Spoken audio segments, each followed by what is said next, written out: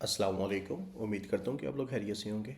आज आपसे डिस्कस करेंगे एक UK visitor visa refusal case है, जहाँ एक क्लाइंट ने अपने 8 डेज़ का टूरिज़्म प्लान डिक्लेयर किया था, मगर फ़ाइल को रिफ्यूज़ किया गया। V4.2 A एंड C के अंडर रिफ्यूज़ कर दिया गया। रीज़न था कि फ़ाइनेंशियल क्रेडिबिलिटी और सोर्स ऑफ फंड्स का इशू है। और अभी आप स्क्रीन पे इनकी रिफ्यूज़ल देख रहे हैं कि जो सरकमस्टेंस ऑफिसर मेंशन की है और जिन बेसिस पे इनकी प्रोफाइल को रिफ्यूज़ किया गया है, उसे हम थोड़ा सा डिटेल में आपको एक्सप्लेन भी करते हैं कि यूके वीज़ा एप्लीकेशन इतने अच्छे फंड्स होने के बावजूद भी रिफ्यूज़ल क्यों आती है। तो एप्लीकेंट बेसिकली पाकिस्तान से थे, सेल्फ एम्प्लॉयड थे, बिजनेसमैन थे, और इन्होंने अपनी जो इनकम डिक्लेयर की थी वो 30 मिलियन PKR थी, अराउंड 3 करोड़। और पर्पज़ ऑफ टूरिज़्म इन्होंने शार्ट बनाया था जस्ट फॉर 8 डेज़। और डॉक्यूमेंट्स में इन्होंने personal and business bank statement, business proof, family documents and travel itinerary भी प्रोवाइड की थी, बट फिर भी रिफ्यूज़ल के ग्राउंड्स आए हैं। Not satisfy applicant is a genuine visitor and financial circumstances not credible. इतने अच्छे बैंक में फंड्स होने के बावजूद भी रिफ्यूज़ल और स्टिल ऑफिसर कन्वेंस नहीं है। तो इसी चीज़ पे हम आपको गाइड भी करते हैं कि बैंक में जितना ज़्यादा पैसा हो उसका ये मतलब नहीं है कि वीज़ा ऑफिसर आपको वीज़ा दे देगा, उसका सोर्स क्लियर होना चाहिए। तो अभी प्रोफाइल तो इनकी अच्छी थी, बट इतनी अच्छी प्रोफेशनलिज्म प्रोफाइल में इतना प्रोफेशनलिज्म नहीं था, ना इतने अच्छे सरकमस्टेंस को एक्सप्लेन किया गया था, जिसकी बेस पे ऑफिसर ने इन्हें रिफ्यूज़ल दिया। और वीज़ा ऑफिसर के अकॉर्डिंगली फ़ाइल में देखा जाए तो 4 चीज़ें थी जो ऑफिसर ने एवेल्यूएट की हैं इनकी प्रोफाइल में से, जो रिफ्यूज़ल लेटर में हमने नोटिस किया है। फर्स्ट ऑफ ऑल तो इनका purpose of visit applicant genuine था, शॉर्ट टूरिज्म विज़िट कर रहा था या नहीं, ये देखा गया। इनकी फाइनेंशियल क्रेडिबिलिटी देखी गई है। डिक्लेयर इनकम और बैंक एक्टिविटी अलाइन ही नहीं थी। डिक्लेयर इनकम इन्होंने अच्छी की थी, बट वो इनकम इनकी बैंक एक्टिविटी में प्रॉपर अलाइन होती नहीं थी, जिसकी बेस पे डाउट क्रिएट होता है। और इनकी रिटर्न्स टाइज की बात की जाए तो एप्लीकेंट के पास स्ट्रॉन्ग फैमिली बिजनेस रीजंस थे वापस आने के लिए कि नहीं, और क्या डॉक्यूमेंटेशन और स्टेटमेंट्स आपस में मैच करती थी कि नहीं, वेरीफाइएबल थी कि नहीं। तो इसमें ऑफिसर ने कुछ फाइनेंशियल्स रेड फ्लैग नोट किए हैं। बाकी प्रोफाइल तो ठीक थी, फाइनेंशियल्स पे ही इन्हें आना था। ऑफिसर ने बैंक स्टेटमेंट में मल्टीपल लार्ज डिपॉजिट्स जिनका सोर्स एक्सप्लेन ही नहीं किया जाता, जिसकी बेस पे हम प्रॉपर फाइनेंशियल्स बिहेवियर आपका वेरीफाई करते हैं और आपको काफ़ी वीडियोस में भी गाइड कर चुके हैं, और वो रिपोर्ट्स हम ऑफिसर को भी देते हैं कि ये हमारा फाइनेंशियल बिहेवियर है। और इसके अलावा इन्होंने बिज़नेस और पर्सनल अकाउंट में मिक्स ट्रांजैक्शंस की थी। बिज़नेस तो था, बिज़नेस अकाउंट और पर्सनल भी था, बट दोनों में इन्होंने प्रॉपर मैनेज नहीं किया अपने इनकम को, अपने एक्सपेंसेस को। अपने बिज़नेस की जो अनयूजुअल्स इनकम आ रही है उनका कोई भी इन्होंने प्रूफ नहीं दिया है। इन्होंने तो नहीं, जिसने भी केस किया है वो केस को इस लेवल पे प्रेजेंट ही नहीं कर सका। और डॉक्यूमेंटेशन प्रॉपर इन्होंने जस्टिफाई भी नहीं था कि ये डिक्लेयर इनकम इन्होंने काफ़ी हाई अपनी मेंशन की थी, और जिसमें FBR बिजनेस प्रूफ उस लेवल के सपोर्ट ही नहीं कर रहे थे कि जो चीज़ ऑफिसर को चाहिए थी।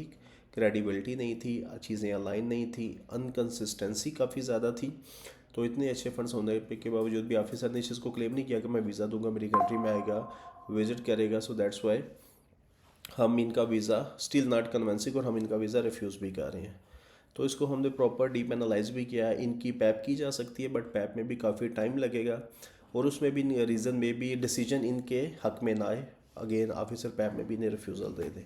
तो ऐसी प्रोफाइल्स को प्रॉपर अलाइन किया जाता है, प्रॉपर प्रोफाइल की असेसमेंट की जाती है, उनका जो वीक एरिया वीकनेस है उसे कवर किया जाता है। जो इनकी वीकनेस एरिया है, ट्रांजैक्शन की एक्सप्लेनेशन देनी पड़ेगी इनके बिज़नेस के अकॉर्डिंगली, इनकी इनवाइसेस, इनकी रिसिप्ट अटैच जो की गई हैं, इनके बिज़नेस की कंटिन्यूटी बताई जाएगी। और इसके अलावा इनके मिक्सअप जो अकाउंट्स हैं पहले तो उन्हें मैनेज किया जाएगा।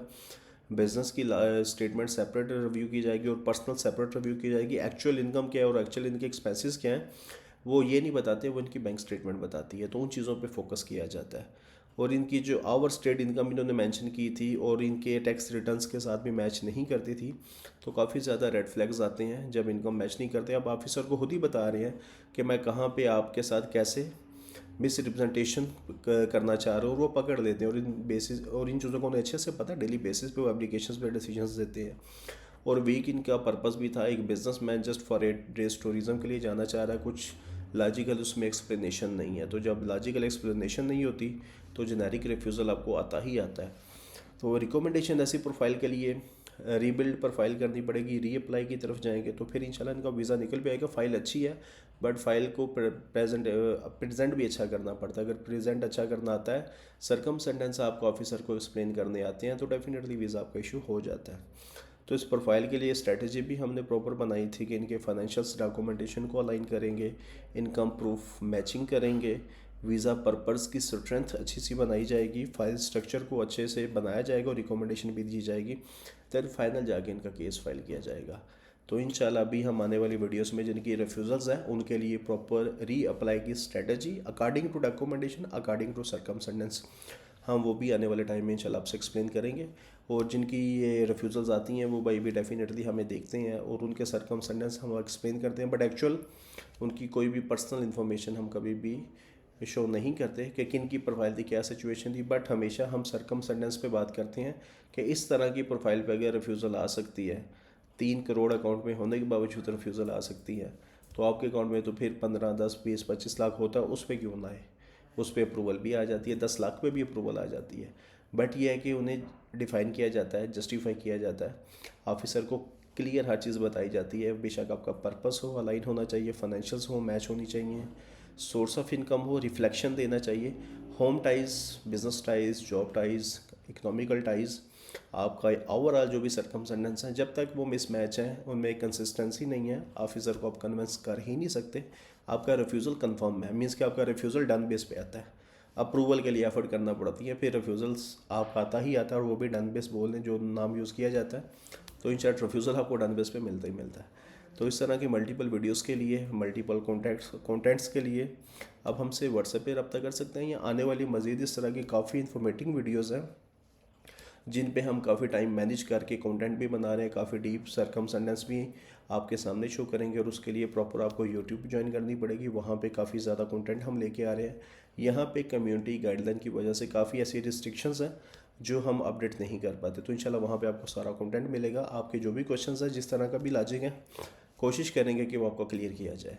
तो आप ज्वाइन कर सकते हैं हमारे यूट्यूब का चैनल भी, और व्हाट्सएप पे भी रब्ता कर सकते हैं। जो भी आपकी क्यूरीज़ है वॉइस मैसेज के थ्रू हमें शेयर कर सकते हैं। तो इंशाल्लाह मिलते हैं आपसे नेक्स्ट वीडियो में। अल्लाह हाफिज़।